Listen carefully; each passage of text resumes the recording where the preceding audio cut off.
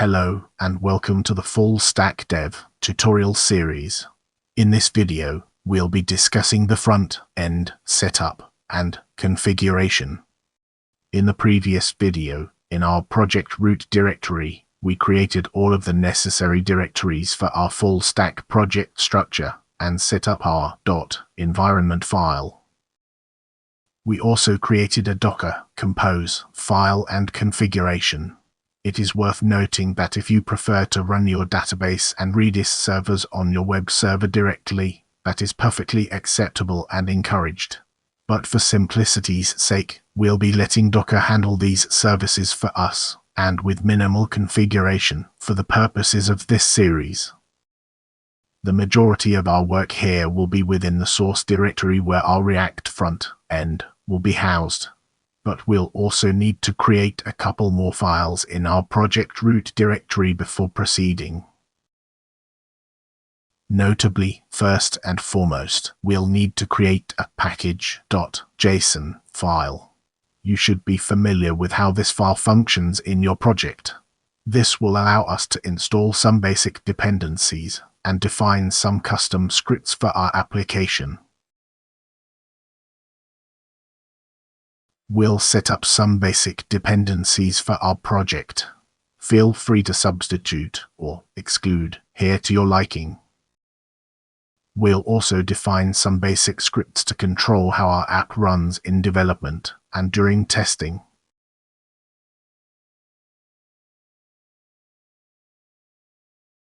The dev dependencies are obviously only used during development and won't be needed in our production build, so we'll define these separately. This should cover our needs for the purposes of this series. Now that we've defined our front-end dependencies, we can go ahead and install them. I'll be using Yarn for the duration of this series, but feel free to use Node Package Manager or any package manager of your choosing. To install, we simply run the install command. This will take a few seconds to complete. Upon successful installation, you should notice the creation of the Node modules directory, as well as the yarn.lock file. At this point, everything we need to launch our application should be ready to use. The next thing we'll want to do is create a gulp file. This simple configuration will allow us to convert all of our front-end styles defined in any .less files into a minified CSS file, and also watch for any changes made to said styles in development. To achieve this, we'll define our source-less files as any .less file, then our singular destination CSS file.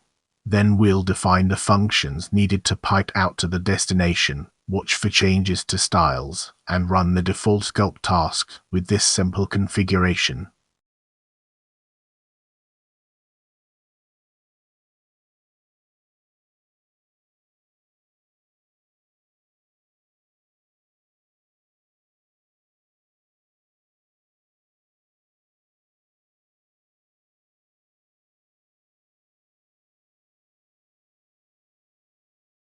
We'll also create a JS-config file so that all our front-end imports are relative to the source directory, and Watcher script won't watch for changes in our Node modules directory.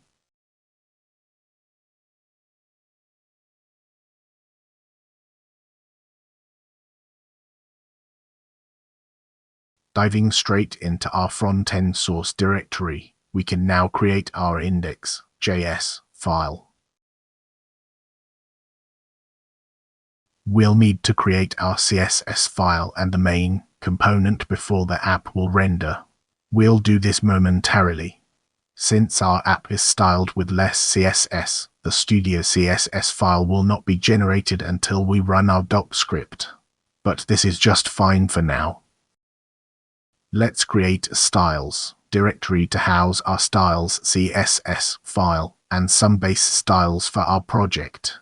I prefer to use an exhaustive reset rule set, which I won't be covering here. Feel free to use a CSS reset of your choice, or you can copy and paste the reset-less file from this repository if you'd like. It is not required that you use a CSS reset, but I would highly recommend utilizing a proven reset file. There are plenty of examples on the web. Choose something that you are comfortable with.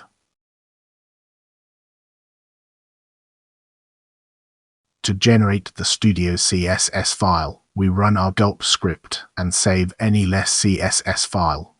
This will trigger the gulp watch script and create Studio CSS.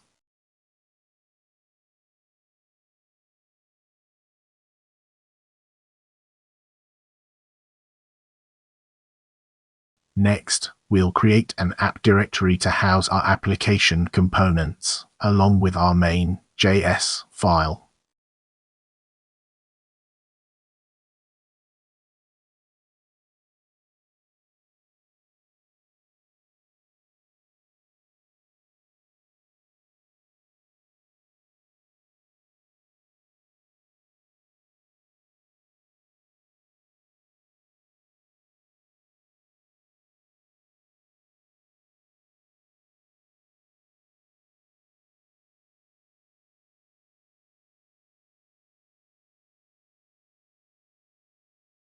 We'll also need a material directory to house our MUI components and theme overrides.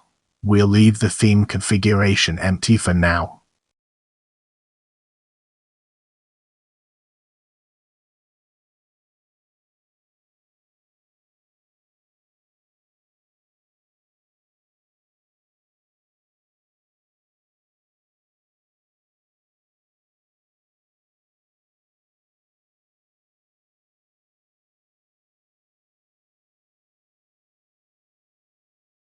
Our main.js file is still missing the main router.js file, so let's go ahead and create that now. The register routes function will take our top-level components, which we'll populate in a bit.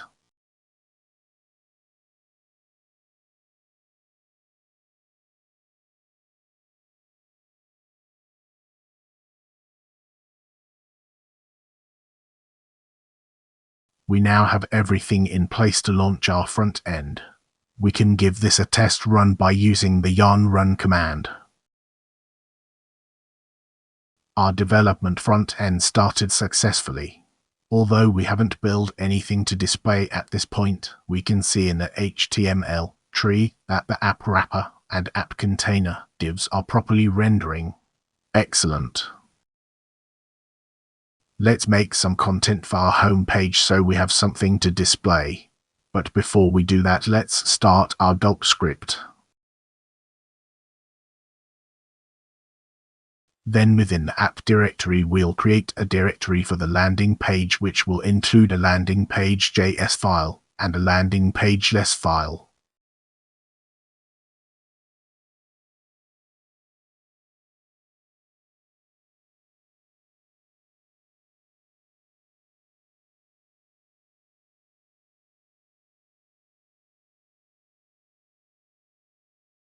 In landing page.js, we'll define the path for the landing page.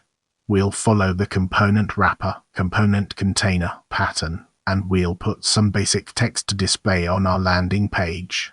Then assign the defined route to the component.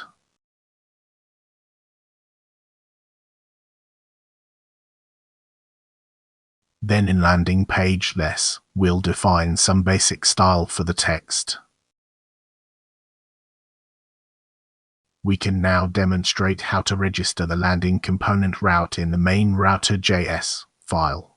Simply import the component and add the route to the register routes function. Now when we navigate to code.dev.com, we can see the text is being rendered by our new landing component. Now that we have confirmed our project front end is up and running, let's continue building some more utilities to streamline our development workflow. Back in the source app directory, we'll create a file for the application context to provide some basic state management. For this tutorial, we'll use React N for global context management. The first function, Init context will pull from our session storage if it exists, or define a default context object. Feel free to tailor this object to your project needs. We'll be using some example placeholders for the purposes of this tutorial. The second function, stateful, will take an object and sync it with the React-N global context object, and also sync the context object with the browser session storage. Feel free to customize this to your liking and/or opt for local storage synchronization if you have need of persisted storage. React-N is a simple yet powerful tool for managing global state in any React application, and is especially handy when something like Redux would be overkill in smaller to medium-sized projects. The next thing we're going to create will be a couple of utilities that we'll need in the near future. So we'll create a util directory, and within that directory we'll create a Flash directory and a Flash.js file.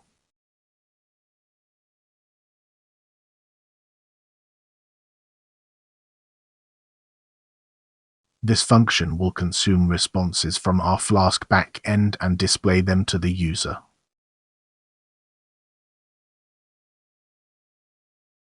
Next, we'll create a toast directory with a toast.js file.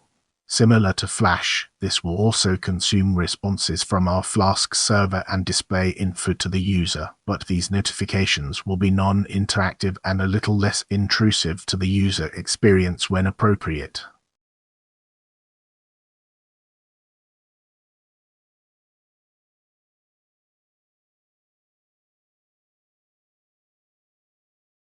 In order for our toaster to display properly, we'll need to bring it into the render app function in our main router file.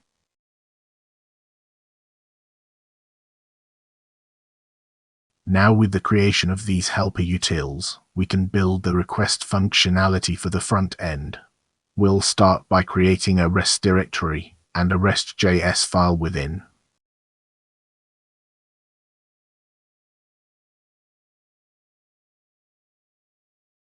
We'll be using the Axios request library to build our requests.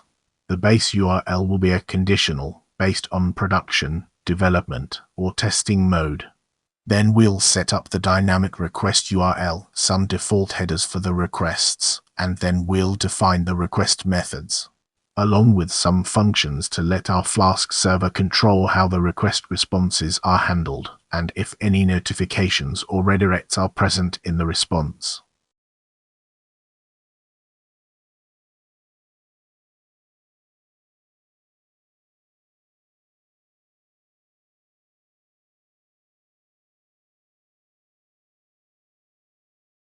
In the REST directory, we'll create another file to organize some functions related to the user session called session.js.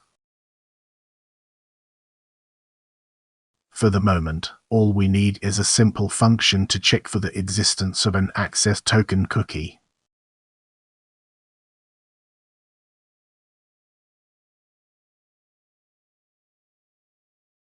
Now let's create a Studio Session.js file and make a Studio Session component to organize our session and global context content.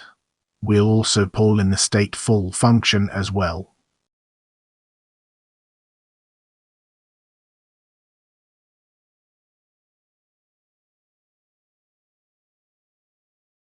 Next, we'll create a Studio REST file in the REST directory.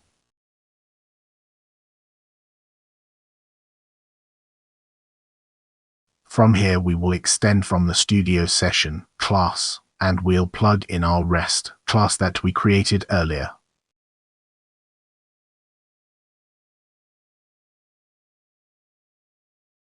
Finally, we'll create the Studio Manager file and the corresponding class within. This extends Studio REST and will be comprised of all of the functionality of our REST directory classes and functions.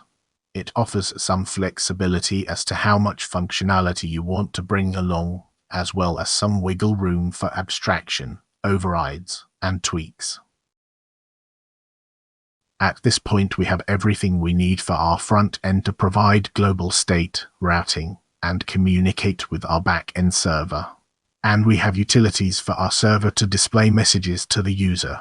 We can also launch our front end and render a simple component that displays text in the browser. Now we need a way for the user to interact with the interface. To achieve this, we'll need to implement buttons, inputs, and forms for starters. We'll design these new components to be reusable and easy to implement, and in return they'll do a ton of heavy lifting for us moving forward.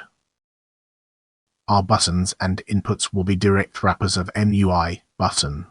So in the material directory we'll create a buttons directory. Following our naming convention, we'll create a studio button.js file.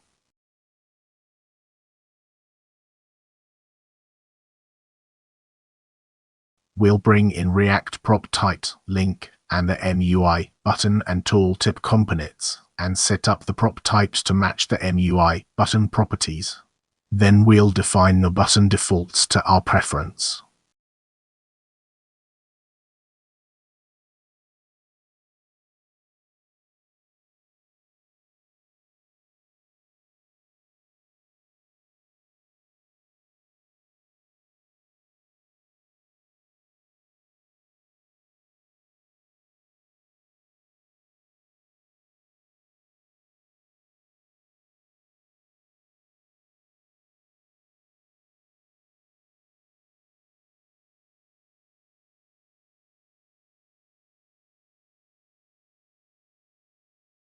When passing in an href prop, the make component function will automatically cause the button to behave as a link.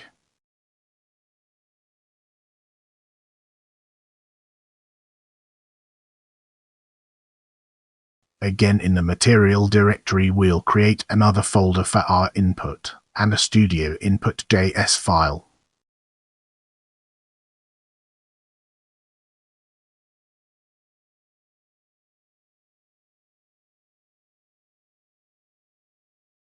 This input will also be a direct wrapper around the MUI text field component. We'll also be using prop types for our input component. This will ensure that we get a warning if an incorrect property type is passed to the input. Here again, we can set any component default values using prop type defaults.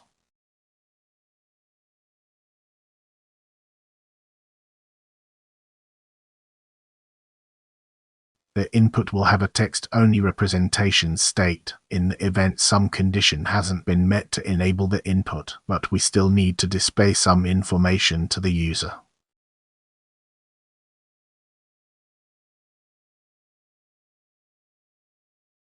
We'll also build in some functionality for handling the input text visibility in the event the input will be used as a password field.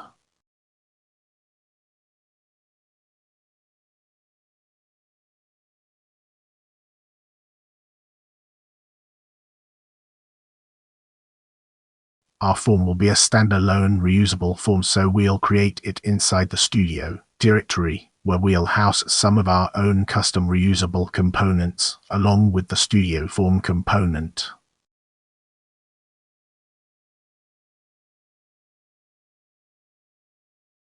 Studio Form will extend Studio Manager, so we'll always have access to our session and REST tools.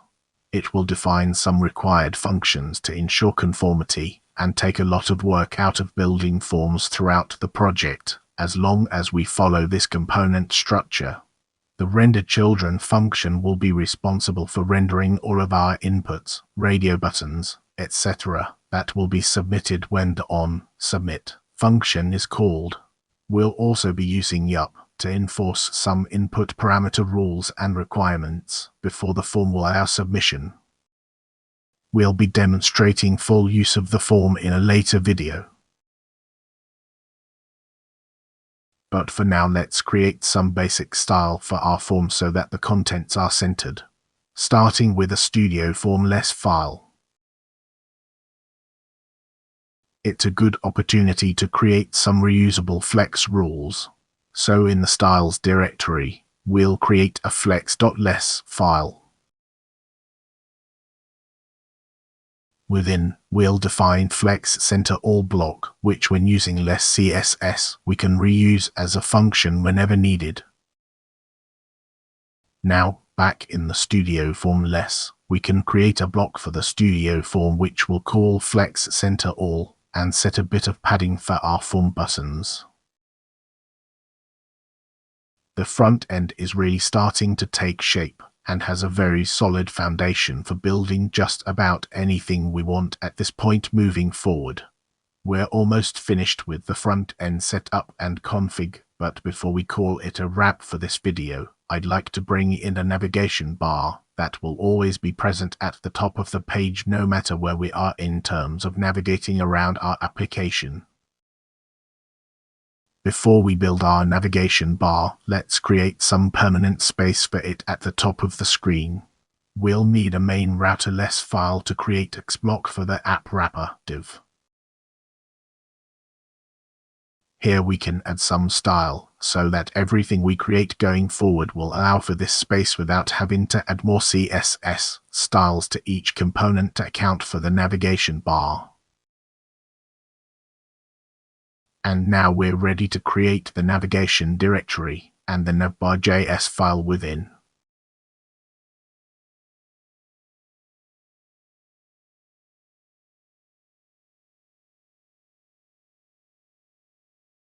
Here we bring in Studio button and Studio Manager, so we'll get to see them in action for the first time.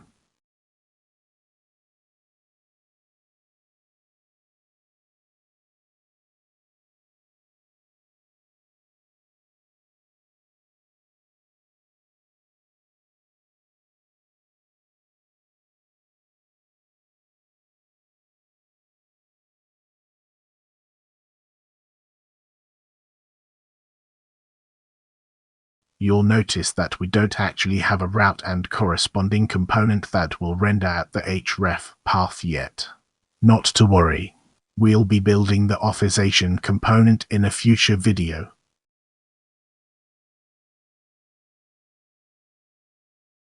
And finally here in the logout function, we see our first call to the REST class, using the post method to send the request to log out. This demonstrates just how easy it will be to make requests throughout the application.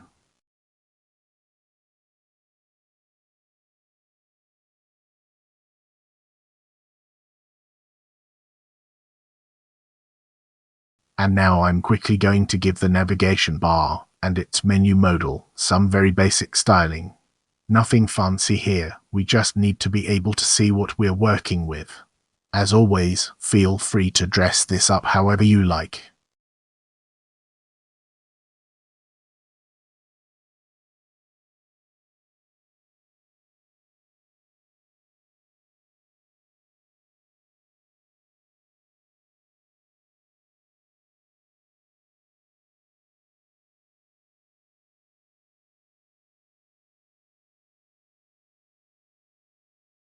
Then from here, we simply need to bring the nav into the render app function back in the main router file. This should be the last component added to this function. All components will be added to the register routes function moving forward.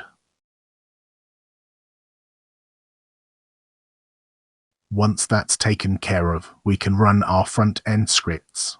Don't forget to save a less CSS file after starting the gulp script to make changes to the main CSS file.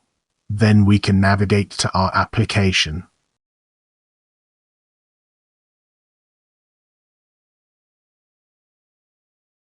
And as you can see, our navbar renders beautifully. And it looks like our menu modal is behaving as expected. Our buttons, albeit super basic, are displaying for the first time and are looking good for now. And on that note, we'll bring this video to an end. In the next video we'll be setting up the Flask back end, and I'm very excited about getting our first response back to the front end. Looking forward to seeing you there.